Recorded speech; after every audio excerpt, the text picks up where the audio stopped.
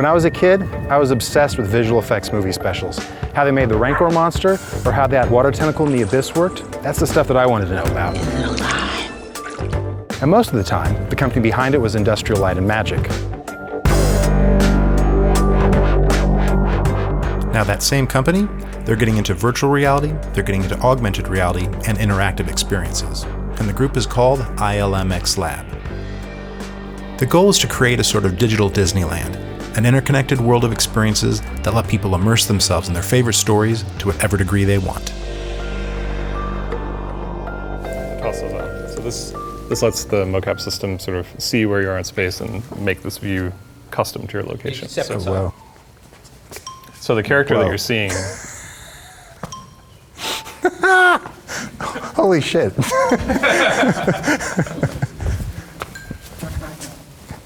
Don't. Good boy.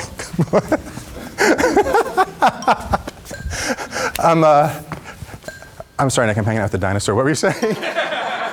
ILMxLab came out of a collaboration between three companies, really. It's Lucasfilm Story Group and ILM for the visuals and Skywalker Sound for the sound. And all of us were exploring, on top of the Advanced Development Group's technology, the area of VR and AR and immersive technologies like these.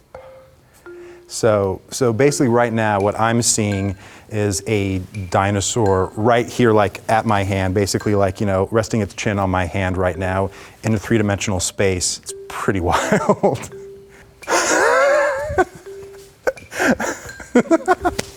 It's gonna bite my head off.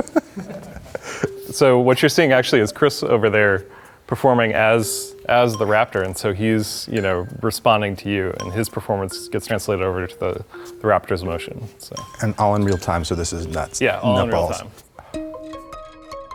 Because it's ILM, they've got 40 years of visual effects experience to work with.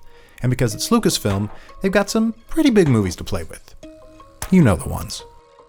We have different experiments that we're running right now to see which ones are going to be the most successful, but the amazing opportunity here is to work with the filmmakers and the production art department and all of the creators of both the standalone films, the anthology films, and the episode, 7, 8, 9 films.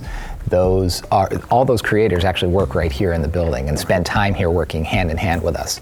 So we have the opportunity to show them the latest technology, show them the latest experiments in terms of storytelling, and riff off of each other, try the next generation of things to see, what is successful and what isn't, and what do people want to experience. C-3PO's shorter than I thought he was going to be. Just what everyone says. This is another kind of toy sort of related to some of our experiments with doing, set design and stuff. So you can go and do sort of like virtual kind of building block sort of things, just rough layout. I have to imagine the implications here for, funneling back through to ILM, like if a filmmaker wants to tour a virtual set before they shoot in it, or even like change things, have the DP come in, it's got to be incredible opportunity. Yeah, and that's actually one of the main sort of real world applications that we use for this. One of the tools we created for Gareth on his film was to help him pre-visualize some of his sets. He's talking about Gareth Edwards, who's directing Star Wars Rogue One, and he was looking at one of the sets through a virtual reality headset like the Oculus Rift. He was in virtual reality for the first time, and this was a very rough set. It wasn't a high degree of finish or anything, and he was in there exploring, and a couple minutes in, he said, "This looks way better in real life." So I leaned over to Doug Chang, who's a production designer. I said, "Doug, have you built this yet? Is he talking about real life, or is he talking about," he's like, "No, he's talking about the VR headset." And when he, 2 minutes into having the headset on, referred to it as real life, I was like, okay, we're on to something here. It's fun, yeah. Now, can we have the Velociraptor hang out with 3PO and R2? Take about 5 minutes to do that of you. My whole career has been about creative development. It's been about designing moments and perspectives upon moments and things like this. By things like this, he means things like this. If you saw Speed Racer, you saw John's work pioneering a hyper-stylized visual aesthetic dubbed photo anime. And then this scene from The Matrix Reloaded used a technique called volumetric cinematography, also pioneered by John. Bullet time. That was John too. The actual experience of The Matrix itself started expanding my thought on the very topic that the movie was about. So, I joined that effort with the Wachowskis partly because I thought it was so well written, how they sort of considered virtual reality completely sublime, and in the perfect state. It's flawless. It's a flawless simulation. Whoa. Our approach is, as each film went on, and then the years after, was to really try to make it in the same sort of way that it might actually be made someday, right? To try to find some techniques that were about capturing reality, and then of course it would end up as cinema, composed and all that. But yeah, that we went deep into a lot of exploration, and a lot of things fell out of that are super relevant to me today, and what we're doing here. And a lot of those friends, younger people then, have found their way into some pretty interesting places, throughout the community that we are watching right now. For a while, he left film to start his own company and focus strictly on AR and VR. That's him there, covered in augmented reality tank goop. And if it seems like John is trying to build the Matrix for real, that's because John is kind of trying to build the Matrix for real. To quote his LinkedIn page, "I'm trying to design and enable platforms that lead to the Matrix, minus machine dominance." So that's reassuring. And he's the kind of guy that really might pull it off.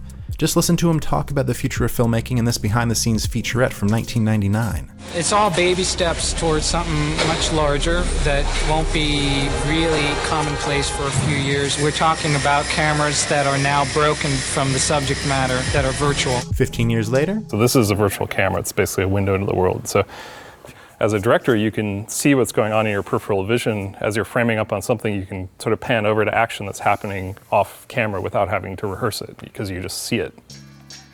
ILMxLab is also making stuff that you might actually get to play with soon. So all of this is actually generated in real time from the cloud, and it's streamed to this iPad in my hand, and that lets us deliver a level of fidelity that's way beyond what this tablet could do, approaches movies or TV. But at the touch of a button, we can let the user take the cinematic borders away, and now everything is fully interactive. We've been experimenting a lot with story, experimenting a lot with how we get people to relate. What is their persona in this environment? Right. That is our focus. Is if we can solve those creative problems, or at least make progress against those challenges, then I think the demand and the audience will find a way to experience our stories. And at the moment, time is frozen. So if we use this slide over here, we can start to add time back. And now we can actually watch the whole section unfold while still having full control of the camera. As well as camera control, we let you interact with the environment and characters. So if you tap a stormtrooper, we'll go into an orbit around this character, and we can actually follow him through the whole piece and see everything that he sees. Quite literally, we can jump into his perspective, and now everything would play out with us here. Report. According to our informants, a pair of rebel droids have been... We have this prototype device in the back that's a depth sensor. It's kind of like Kinect. It's actually the same type of sensor. And because we have depth, we can actually let you walk into the scene. Move around, be your own cameraman. Until you run into a wall. We do think that people want to go further, right? They want to get deeper. So we, revisit a gate in the movie and observe our story sculpture, It's like a work of art. It's like a sculpture. This next question is for film nerds only. So I'm seeing here down here, it says that it's running about 24 frames a second. Why that versus 30 or 60? So as you know, cinema is 24 frames a second. In fact, we actually physically model the properties of a camera. So when you run it at 24, you get just the right amount of motion blur that gives you that cinematic feel. And when we had that, we did a lot of A/B testing with people internally, like which one do you prefer? And overwhelmingly, everybody thought the 24 was more cinematic. The whole experience is just under 2 minutes, but you can re-experience it an infinite number of times in infinite number of ways. Anything that you may see should be things you're allowed to experience, right? Not necessarily, I'm sure there are versions of this that involve gaming and competition, but really what I'm talking about is kind of being in the shoes of a character like a character you saw in the story. Hey, wait! For instance, I could be watching the speeder bike scene in Return of the Jedi, hit a button, and then suddenly... Oh, whoa. I'm like on a speeder bike. And there's buttons here, and there's weird dials here. iPod in your hand, and so that's your speed controls. Whoa! And then lean sideways, yeah, you picked it up completely natural. It's like a motorbike, basically. So is it keying off me leaning it, or is it got the phone? Okay. Whoa. If you lean forward, you'll Whoa. dive. Leaning backward will gain altitude. This is fun.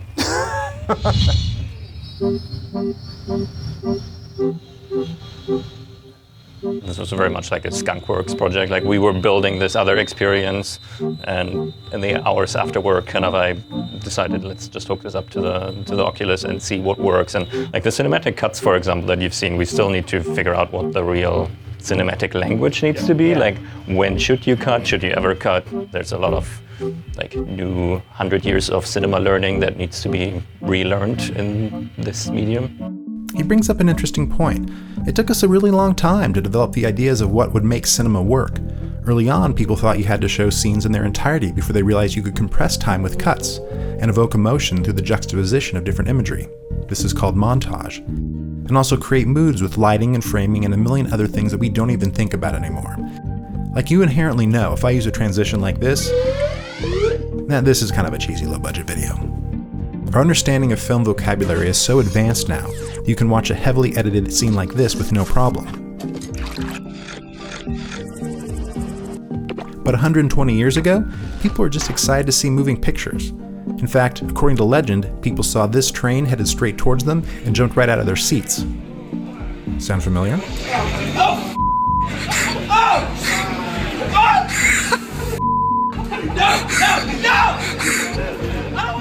Human beings in general are comfortable with passive media storytelling. Storytelling in general, right? It's been with us forever. And if you want to draw the masses in, you have to do it in the most, you have to baby step them deeper and deeper into, what will become, some pretty sophisticated types of engagement.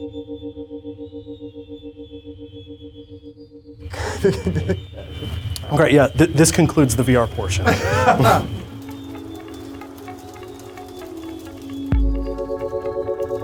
At the heart of it, of course, is the story group, and I'm lucky insofar as I work with them directly.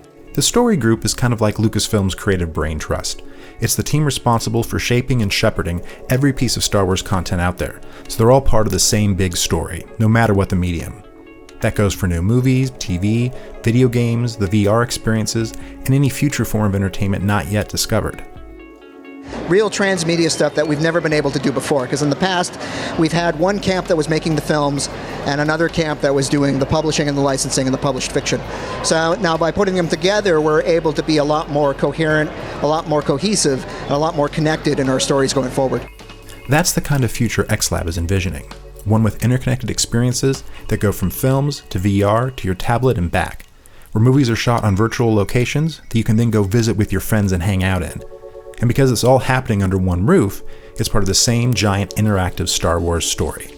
We'll see how far we can get, but I think that's the new model.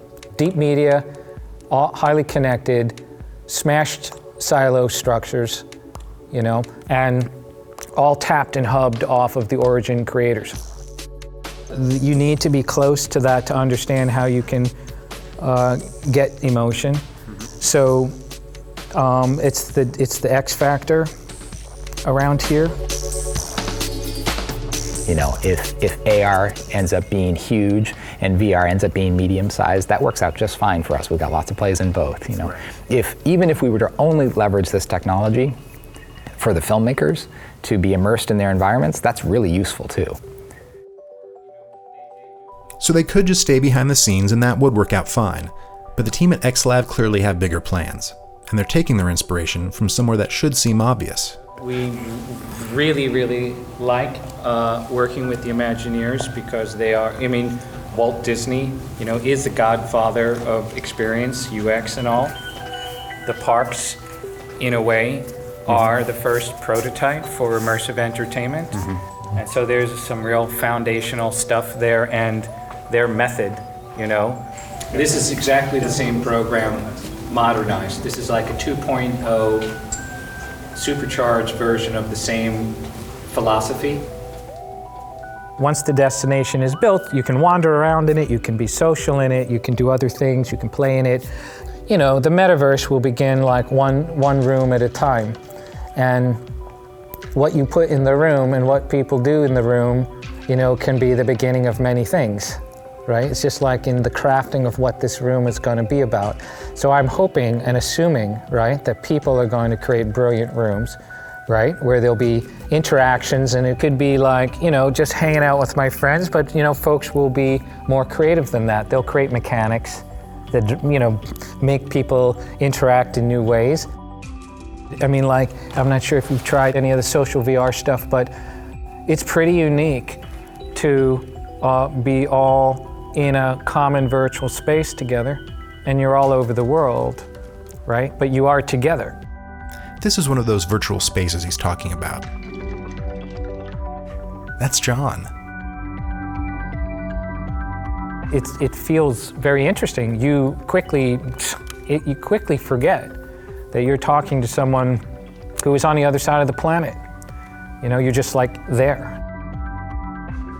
A lot of kids already really pretty much live a life adorned as an avatar already, right? So let's show up. Let them go nuts.